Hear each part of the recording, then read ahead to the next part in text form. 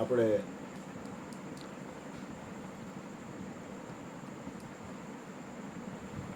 બુદ્ધ જેટલી સ્થિતિ કે મહાવીર જેટલી સ્થિતિ કેળવવી અઘરી છે.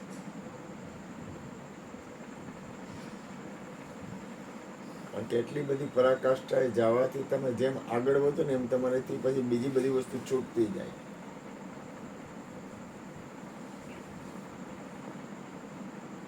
તમે એક વસ્તુ તરફ ગતિ કરો ને એટલે તમારાથી બીજી વસ્તુ છૂટે. પણ થોડુંક કદાચ ખીજાવાઈ જાય તો દુઃખનો લગાડો થઈ જાય.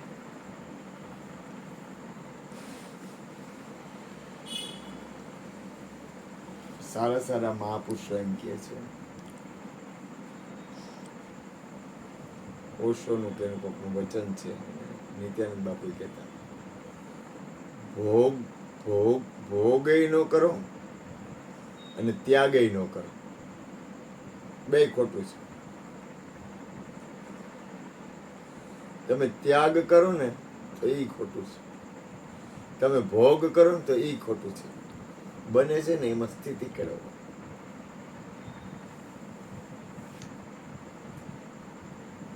કારણ કે તમે ત્યાગ કરશો ને તો એક પક્ષમાં વયા જાઓ, અને તમે ભોગ કરશો ને તો એક પક્ષમાં વયા જાઓ. હું ત્યાગી છું ને એ ખોટું છે, ને હું ભોગી છું ને એ ખોટું છે.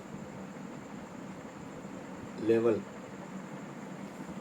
સહજ સ્થિતિ બને સહજ.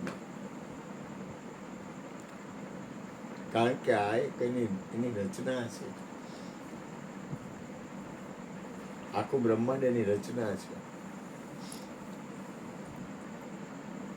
કરતાપણામાં તો રહેવાનું જ નથી. કારણ કે તો તમે એને તો તમે શું થાય કે તમને દુઃખ લાગશે કે આ મારાથી થઈ ગયું, આ મેં કર્યું. એવું કઈ છે નહીં. કાલ પરમથી શનિવાર હતો ને ત્યારે વિપુલે ભજન ગાયું. તમે રોકાણ હતા ને, વિપુલ ભજન ગાતો ત્યારે હતા ને તમે લગભગ હતા. ત્યારે એને એક ભજન ગાયું હતું એ કે ऐसा खेल बनाया तूने કે किसी को गोरा, किसी को काला, किसी को स्वार्थी, किसी को परमार्थी. અલગ અલગ રચના એક તારી જ છે. આ તમામની અંદર અલગ અલગ રચના છે. પણ એક વસ્તુ કહું, આપણી અંદર થોડુંક છે સૂક્ષ્મ પાવર આવી જાય છે ને, એને જોઈ લેવો. સત્સંગમાં બેઠા હોય ત્યારે વાત ફરી જાય, બીજે ક્યાંય હોય ત્યારે વાત ફરી જાય. એને આપણે જોઈ લેવી. આપણી અંદર આપણા લક્ષણ ક્યાં છે. એમાં એને એમ થઈ જાય કે મારી અંદર, જો એક વાત કહું, મારી અંદર ફેરફાર થાય ન થાય એવું નથી, પણ ગુરુની કૃપાથી પીઢતાથી થોડીક સ્થિરતા એવી એ કાંઈક એવું બને એટલે મને ખબર પડી જાય કે આ માણામાં આ સમયે આ ફેરફાર થયો. ઓલો હાંજે ઓલો છોકરો આવ્યો હતો ને, એમાં એને મને એક એવું જરૂરી હતું. મને કે બાપુ પ્રાર્થના કરો ને કે મારે ફોરેન જવાનું થઈ જાય તો મારે હરકો પડી જાય. ફોરેન જવાનું થાય એટલે રૂપિયા બહુ જાજા મળે એમ. મને કંઈ ખબર નથી પડતી. હું ગુરુને પ્રાર્થના કરીશ એટલે મેં કંઈ કર્યું નહીં. ફોરેન જવાનું થયું એટલે મારી પાસે દોડતો આવ્યો. એટલે બાપુ પાસે હું જાજી વાર ઊભો રહીશ ને તો બાપુ પૈસાનું કે જમણવારનું કરી નાખ. મારે તો બીજું શું હોય, મારે ખીચામાં નાખવાનું હોય. અને ખબર હતી કે બાજુ જાજી વાર ઊભું ન રહેવાય. એટલે ફટ દઈને મને જઈને જલ્દી ભાગ્યો. મને કે મારે ઉતાવળ છે, મારે જવાનું, તમારે કૃપાથી કે તમારી કૃપાથી મારે ફોરેન જવાનું થઈ ગયું. એ ફોરેન જવાનું નોટ તમને બહુ સારો પૈસો મળ્યો, અને એને જમણવારું કરવું હોય તો કાંઈ વાંધો ન આવે. પણ ચહેરો હે ને, કામ પતી ગયું ને એટલે વાતાવરણ ફરી જાય. અને મને એને ચોખ્ખા શબ્દો કીધું, બાપુ આ સંતવાણી એને ખબર પડી ગઈ. બાપુનું વાતાવરણ એમ અવારના પોરમાં વાતાવરણ દિવ્ય થઈ ગયું. ત્યારે મને કે બાપુ પ્રાર્થના કરો ને. એટલે મેં કંઈ નથી કર્યું, એવું ભૂલ ન કરતા. પણ જ્યારે હરખું પડી જાય ને ત્યાર પછી એની ગતિ છે ને ફરી જાય, પછી ઓલી વસ્તુ ભૂલી જાય. એટલે એને એમ થઈ જાય તો આપણે કંઈક હાલવું પડશે ને એમ, કારણ કે એને બહુ સારું એમ. પણ માણસ છે ને એ બરોબર છે, પણ છતાંય કહેવાનો મતલબ શું છે કે ટોન છે ને, ટોનમાં જે સૂક્ષ્મ પાવર આવી જાય ને પોતાની અંદર, એને પોતાને જોઈ લેવો જોઈએ. મારી અંદર કઈ રીતનો પાવર આવે છે, મારી અંદર કઈ રીતનું અહમનું વાતાવરણ બને છે, એ પોતાએ જોઈ લેવું પડે. જો અમુક વસ્તુ બને ને યોગ્ય છે, પણ પોતાની અમુક પ્રકૃતિથી બનતું હોય ને એને જોઈ લેવાય. આ તો મારી અંદર એક ભાઈ આવ્યા ને તો એની અંદર સૂક્ષ્મ અહમ હતો, આવી હું ને મારું ને.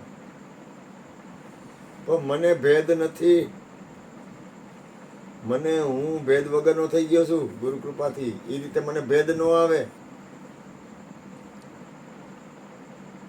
માણસને પોતાનું કંઈક બને ને, પોતાનું વાતાવરણ આવે ને એટલે એમ થઈ કે આ મારું. પણ મને એ પહેલા મને થતું એવું, હું રાજી છું તારું બને એમાં,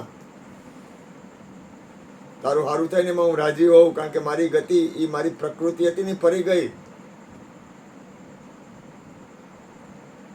દાખલા તરીકે ગુણુભાઈ લઈ હાલો, આપણે ગુણુભાઈને જ કહેવાય એટલે બીજા કોઈને કહેવું નહીં. ગુણુભાઈના ઘરે અત્યારે હમણાં હરકો વધારે પડી જાય. ગુણુભાઈને હું કામ લઉં છું કે ખોટું ન લાગે એટલે એનું બહાનું લઉં છું. એટલે પછી કદાચ હું ગુણુભાઈને ફોન કરું ને, ગુણુભાઈને ફોનમાં વાત ફરી જાય કે બાપુ એમાં તો હું જે એને ઘરે હું ફોન કરું ને એટલે કે બાપુ એમાં તો હું જે હાલું છું એ બરોબર જ છે, તમે કહો એમ તો એ થોડું કામ. એટલે એ પાછું અહીંયા સત્સંગમાં આવે ને ત્યારે ટોન ફરી જાય.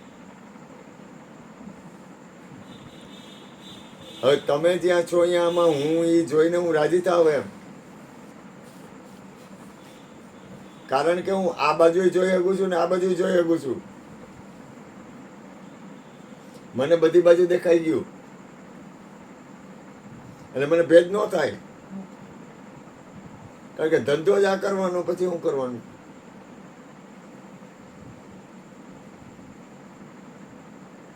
એટલે ગુરુ કૃપાથી તમારાથી કદાચ ઓલા ભાઈ ખીજાવાઈ જાય ને તો એ બરોબર છે, પણ મૂળ ખીજાવાઈ જાય ને એ યોગ્ય છે, પણ મૂળ પ્રકૃતિ છે એમાં કાંઈ ફેરફાર થાય છે, પોતાની ઈચડાટ જોઈ લેવા છે. અને એમાંય જો કરતાપણું આવી ગયું ને તો એ સૂક્ષ્મ અહમ છે, પણ કરતાપણું જો છૂટી ગયું ને તો મોજ. બોલો સદગુરુ મહારાજની જય. કેટલી ભાઈ થોડોક સત્સંગ કરે પછી ગોરધનભાઈને કહી